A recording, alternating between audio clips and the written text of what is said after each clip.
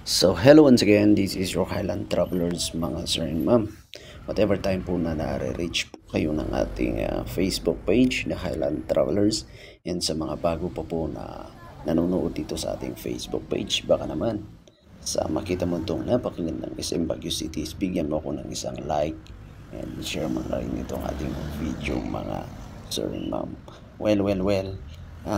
Ngayong video po natin, mga sir and ma'am, paghapon po kasi, meron po kaming tinatawag na rush hour deployment. Alam mo po ba yung tinatawag nating rush hour? Well, ito po yung halos nagsabay-sabay na lahat na magsisiuwian ang mga estudyante, empleyado. Okay? And pati na rin yung may mga sasakyan at may mga motor ng mga empleyado natin, estudyante. Yan po. Magsasabay-sabay na po tayo lahat dyan sa kalsada. Kaya meron po kaming tinatawag na morning rush hour and meron din tayong tinatawag na afternoon rush hour. Pag sa morning siguro, hirap na tayong makapasok sa Central Business District. Same as true naman pag hapon. Kasi maglilinya-linya na yung mga pasahero natin dyan, di ba? Kasi medyo nahihirapan na yung pagpasok ng mga public utility vehicles natin sa CBD. Kaya one of the major roles po natin is to conduct traffic direction and control para at least maibsan po natin at mapigilan po natin if ever or maiwasan po natin ang pagkakaroon ng traffic congestion.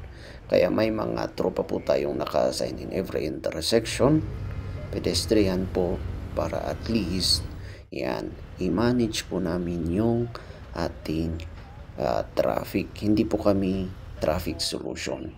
Nandyan lang po kami to manage the traffic, ha? Hindi po kami yung solusyon. Kaya lang po kami nandyan sa intersection, ha? Kasi marami nagsasabi na, ayun, may pulis na naman sa intersection kaya traffic. Naku po, mga sir and ma'am, hindi po kami tatayo sa mga intersection pag alam naman namin capable or kaya ng intersection. Naggigiveaway yung mga motor vehicle natin. Pero pag na-monitor na namin na hindi kaya, dyan na po kami pupunta at tatayo doon sa intersection para at least maiwasan po natin ang traffic congestion. Para at least ma-experience nyo naman yung magsaysay na ganito, oh. Ha?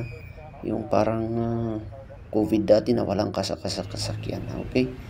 Pero sabi ko nga sa inyo, pag-usapin natin doon po sa rush hour natin sa hapon, ha?